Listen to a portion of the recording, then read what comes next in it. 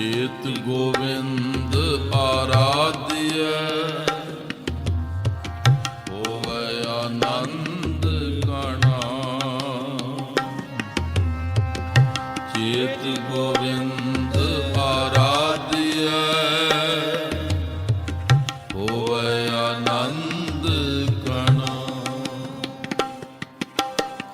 ਸੰਤ ਜਨਾ ਮਿਲ ਪਾਈਐ, ਰਸਨਾ ਨਾਮ ਪਣਾ।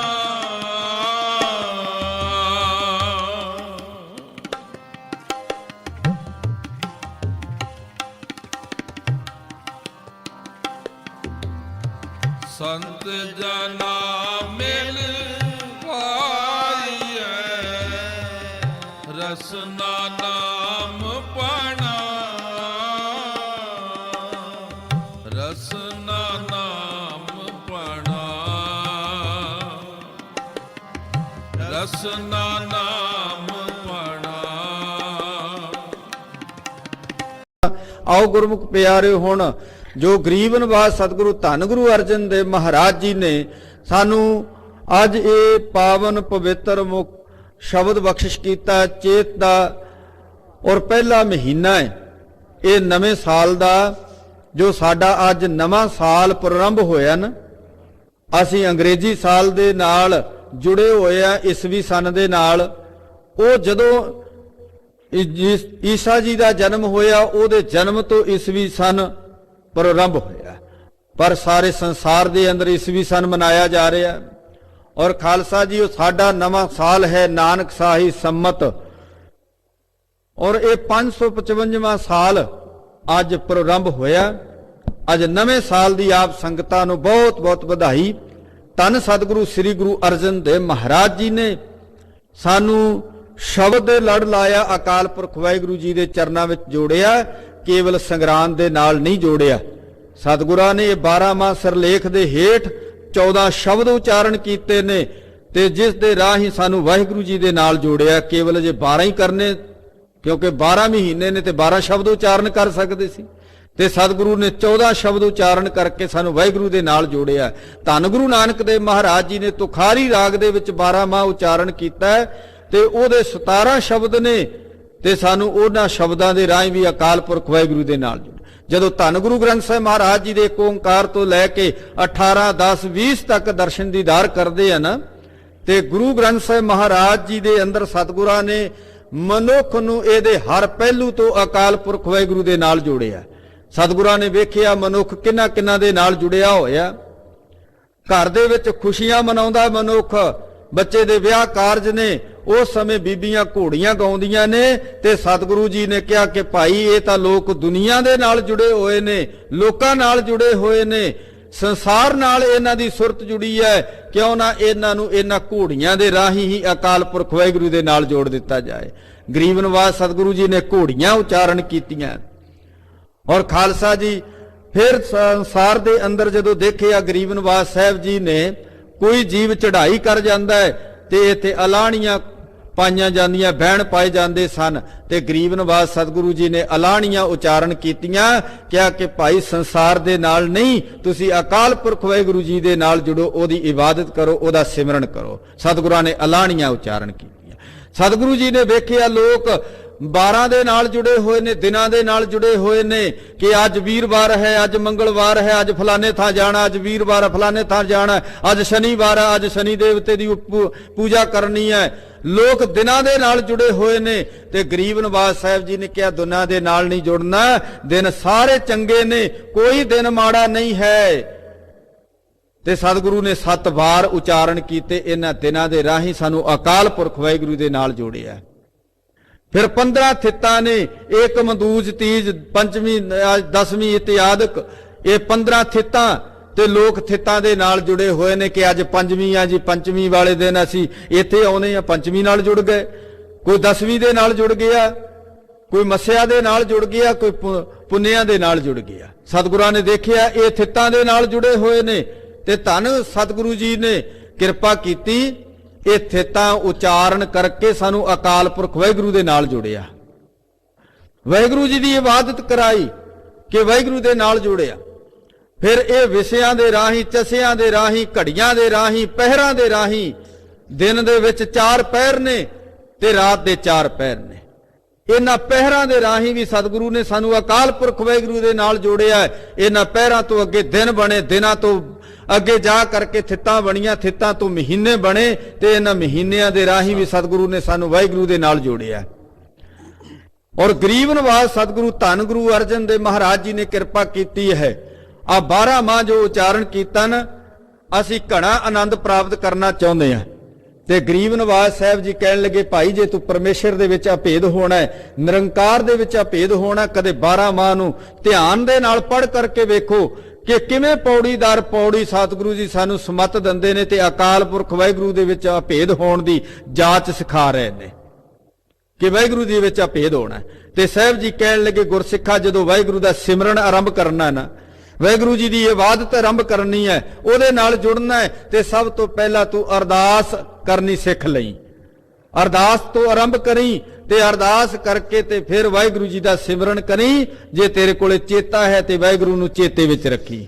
ਆ ਚੇਤ ਦਾ ਮਹੀਨਾ ਅੱਜ ਆਰੰਭ ਹੋਇਆ ਤੇ ਸਤਿਗੁਰੂ ਨੇ ਇਹਦੇ ਵਿੱਚ ਕਿਰਪਾ ਕੀਤੀ ਹੈ ਕਿ ਚੇਤ ਗੋਬਿੰਦ ਆਰਾਧੀਏ ਹੋਵੇ ਆਨੰਦ ਘਣਾ। ਘਣਾ ਆਨੰਦ ਪ੍ਰਾਪਤ ਕਰਨਾ ਹੈ ਤੇ ਵਾਹਿਗੁਰੂ ਜੀ ਦੀ ਆਰਾਧਨਾ ਕਰ। ਤੇ ਸਤਿਗੁਰੂ ਜੀ ਨੇ 12ਵੇਂ ਮਹੀਨੇ ਦੇ ਰਾਹੀਂ ਵੀ ਕਿਰਪਾ ਕਰ ਦਿੱਤੀ। ਫਲ ਗੁਣ ਆਨੰਦ ਉਪਾਰਜਨਾ, ਆ ਪੌੜੀ ਦਰ ਪੌੜੀ ਚੜਦਾ ਜਾਏਗਾ ਨਾ, ਅਪਾਰ ਆਨੰਦ ਪੈਦਾ ਹੋਏਗਾ। ਤੇ ਸਾਹਿਬ ਜੀ ਕਹਿਣ ਲੱਗੇ, ਫਿਰ ਜਿਨ੍ਹਾਂ ਨੇ ਇਹ ਸਿਮਰਨ ਆਰੰਭ ਕੀਤਾ ਨਾ, ਬੰਦਗੀ ਆਰੰਭ ਕੀਤੀ, ਜਿਨ੍ਹਾਂ ਨੇ ਵਾਹਿਗੁਰੂ ਨੂੰ ਜਪਿਆ, ਜਿਨ ਜਿਨ ਨਾਮ ਤੇ ਆਇਆ ਤਿਨ ਕੇ ਕਾਜ ਸਰੇ, ਉਹਨਾਂ ਦੇ ਕਾਰਜ ਸਵੰਨ ਹੋ ਗਏ ਨੇ। ਤੇ ਗਰੀਬ ਨਿਵਾਸ ਸਤਿਗੁਰੂ ਜੀ ਇਸ 12 ਮਾਹ ਦੇ ਰਾਹੀਂ ਇਹ ਸਾਰੀ ਜਾਂਚ ਸਾਨੂੰ ਜੀਵਨ ਜਾਂਚ ਸਿਖਾ ਰਹੇ ਨੇ। ਇਹ ਜ਼ਿੰਦਗੀ ਰੂਪੀ 12 ਮਹੀਨੇ ਨੇ ਤੇ ਇਹਨਾਂ ਜ਼ਿੰਦਗੀ ਰੂਪੀ 12 ਮਹੀਨਿਆਂ ਦੇ ਰਾਹੀਂ ਵਾਹਿਗੁਰੂ ਜੀ ਦੇ ਸਿਮਰਨ ਕਰਨਾ ਹੈ।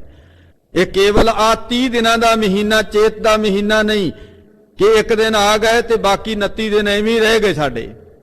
ਆ ਜ਼ਿੰਦਗੀ ਰੂਪੀ ਚੇਤ ਦੇ ਮਹੀਨੇ ਦੇ ਰਾਹੀਂ ਗੁਰਸਿੱਖਾ ਤੂੰ ਵਾਹਿਗੁਰੂ ਜੀ ਦਾ ਸਿਮਰਨ ਕਰਨਾ, ਨਿਰੰਕਾਰ ਦਾ ਚਿੰਤਨ ਕਰਨਾ ਹੈ। ਧੰਨ ਸਤਿਗੁਰੂ ਸ੍ਰੀ ਗੁਰੂ ਅਰਜਨ ਦੇਵ ਮਹਾਰਾਜ ਜੀ ਇਸ 12 ਮਾਹ ਦੇ ਰਾਹੀਂ ਕਿਰਪਾ ਕਰ ਰਹੇ ਨੇ। ਆਓ ਪਿਆਰ ਸਤਿਕਾਰ ਦੇ ਨਾਲ ਆਪਾਂ ਧੰਨ ਸਤਿਗੁਰੂ ਸ੍ਰੀ ਗੁਰੂ ਅਰਜਨ ਦੇਵ ਮਹਾਰਾਜ ਜੀ ਦੇ ਇਹਨਾਂ ਅੰਮ੍ਰਿਤ ਵਚਨਾਂ ਨੂੰ ਵਿਚਾਰੀਏ। ਵਾਹਿਗੁਰੂ ਜੀ 12 ਮਾਹ ਮਾਝ ਮਹੱਲਾ ਪੰਜਵਾ ਕਰ ਚੌਥਾ। 12 ਮਾਹ ਸਰਲੇਖ ਦੇ ਵਿੱਚ ਜੋ ਮਾਝ ਰਾਗ ਦੇ ਵਿੱਚ ਸਤਿਗੁਰੂ ਗੁਰੂ ਅਰਜਨ ਦੇਵ ਮਹਾਰਾਜ ਜੀ ਨੇ ਉਚਾਰਨ ਕੀਤਾ ਹੈ, ਇਹ ਤਾਲ ਦੇ ਸੰਗੀਤ ਦੇ ਚੌਥੇ ਘਰ ਦੇ ਵਿੱਚ ਧੰਨ ਗੁਰੂ ਅਰਜਨ ਦੇਵ ਮਹਾਰਾਜ ਜੀ ਨੇ ਇਹ ਪਾਵਨ ਸ਼ਬਦ ਉਚਾਰਨ ਕੀਤਾ, 12 ਮਾਹ ਉਚਾਰਨ ਕੀਤਾ ਹੈ। ਏਕ ਓੰਕਾਰ ਸਤਿਗੁਰ ਪ੍ਰਸਾਦ। ਵਾਹਿਗੁਰੂ ਜੀ ਇੱਕ ਹੈ, ਅਦੁੱਤੀ ਹੈ, ਉਸ ਵਰਗਾ ਸੰਸਾਰ ਦੇ ਅੰਦਰ ਦੂਸਰਾ ਕੋਈ ਨਹੀਂ। ਉਹ ਸੱਚੇ ਸਤਿਗੁਰੂ ਦੀ ਕਿਰਪਾ ਦੇ ਨਾਲ ਪ੍ਰਾਪਤ ਹੁੰਦਾ ਹੈ। ਕਿਰਤ ਕਰਮ ਕੇ ਵਿਛੜੇ ਕਰ ਕਿਰਪਾ ਮੇਲੋ ਰਾਮ।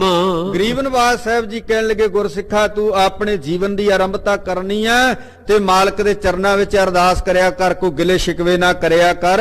ਦੱਦਾ ਦੋਸ ਨਾ ਦਿਉ ਕਿਸੇ, ਦੋਸ ਕਰਮਾ ਆਪਣਿਆ, ਜੋ ਮੈਂ ਕੀਆ ਸੋ ਮੈਂ ਪਾਇਆ, ਦੋਸ ਨਾ ਦੀਜੈ ਅਵਰ ਜਨਾ। ਤੇ ਮਾਲਕ ਦੇ ਅੱਗੇ ਅਰਦਾਸ ਕਰਿਆ ਕਰ, ਕਿਰਤ ਕਰਮ ਕੇ ਵਿਛੜੇ ਕਰ ਕਿਰਪਾ ਮੇਲੋ ਰਾਮ। हे ਵਾਹਿਗੁਰੂ ਜੀ, ਅਸੀਂ ਆਪਣੀ ਕਿਰਤ ਕਰਕੇ ਤੁਹਾਡੇ ਨਾਲੋਂ ਵਿਛੜੇ ਹੋਏ ਆ, ਆਪ ਹੀ ਸਾਡੇ ਤੇ ਕਿਰਪਾ ਕਰ ਦੇਵੋ, ਰਹਿਮਤ ਕਰ ਦੇਵੋ, ਆਪਣੇ ਚਰਨਾਂ ਦੇ ਨਾਲ ਜੋੜ ਲਵੋ। ਚਾਰ ਕੁੰਟ ਦਹ ਦਿਸ ਭ੍ਰਮੇ ਥੱਕ ਆਏ ਪ੍ਰਭ ਕੀ ਸਾਂ। ਅਸੀਂ 4 ਕੁੰਟਾਂ ਤੋਂ 4 ਸਵੇਰੇ ਘੁੰਮ ਕਰਕੇ ਭਰਮ ਕਰਕੇ ਥੱਕ ਕਰਕੇ ਤੁਹਾਡੀ ਸ਼ਰਨ ਵਿੱਚ ਆਏ ਹਾਂ। ਤੇਨ ਦੁੱਧ ਤੇ ਬਾਹਰੀ ਕਿਤੈ ਨਾ ਆਵੇ ਕਾਮ।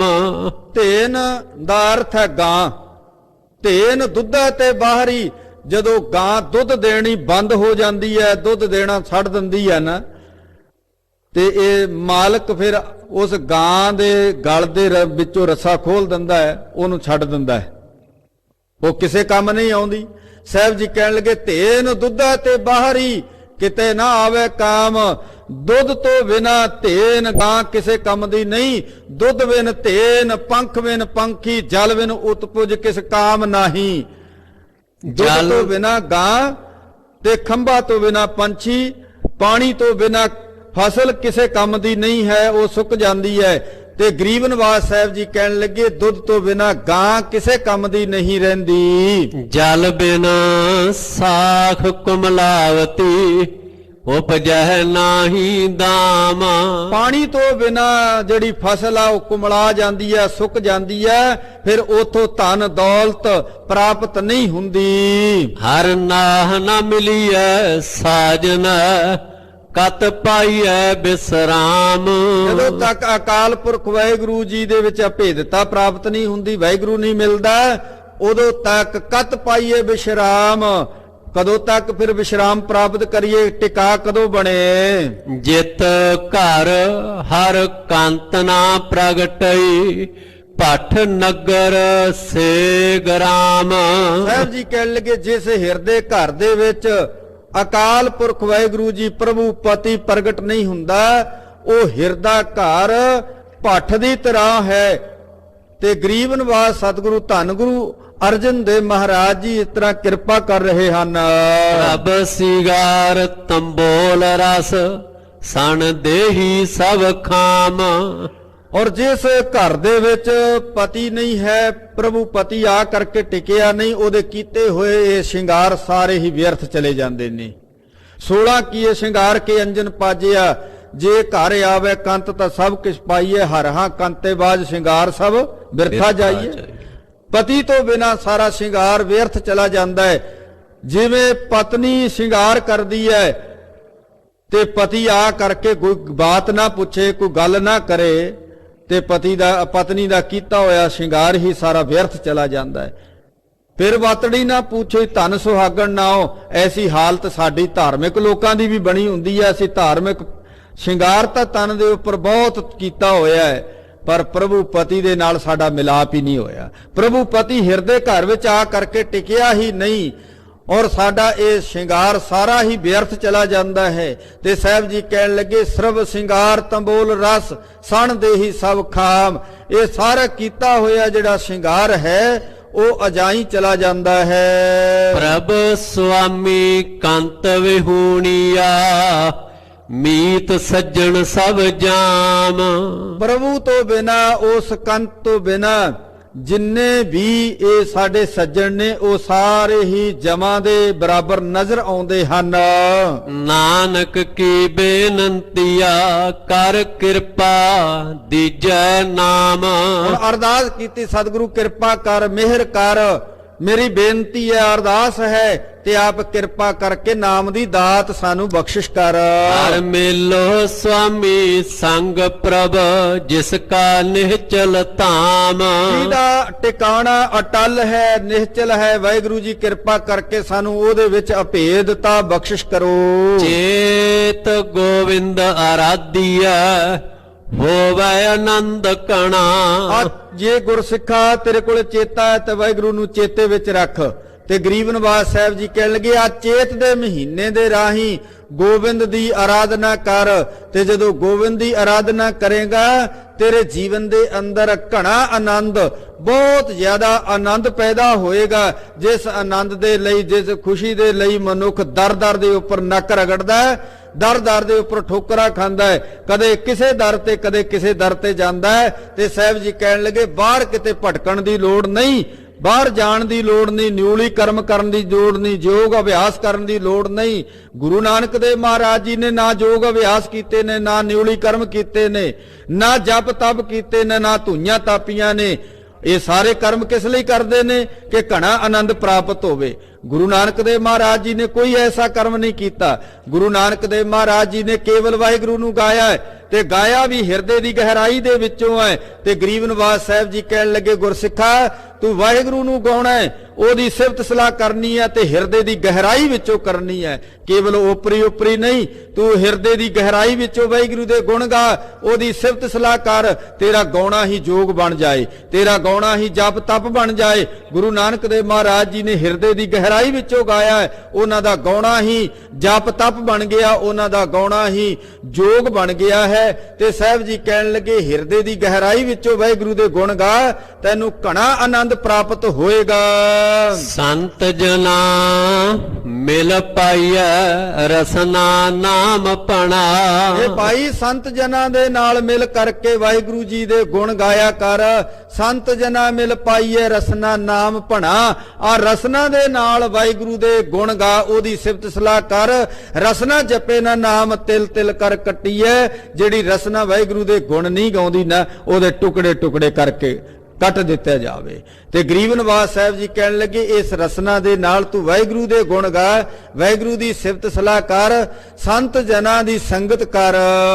ਜਿਨ ਪਾਇਆ ਪ੍ਰਭ ਆਪਣਾ ਆਏ ਤਿਸਹਿ ਗਣਾ। ਇਸ ਸੰਸਾਰ ਦੇ ਵਿੱਚ ਆਇਆ ਹੋਇਆ ਉਹਨਾਂ ਦਾ ਸਫਲ ਹੈ, ਹਰ ਇੱਕ ਦਾ ਆਇਆ ਸਫਲ ਨਹੀਂ। ਆਇਆ ਸਫਲ ਤਾਹੂ ਕੋ ਗਣੀਐ, ਜਾਸ ਰਸਨ ਹਰ ਹਰ ਮੁਖ ਭਣੀਐ।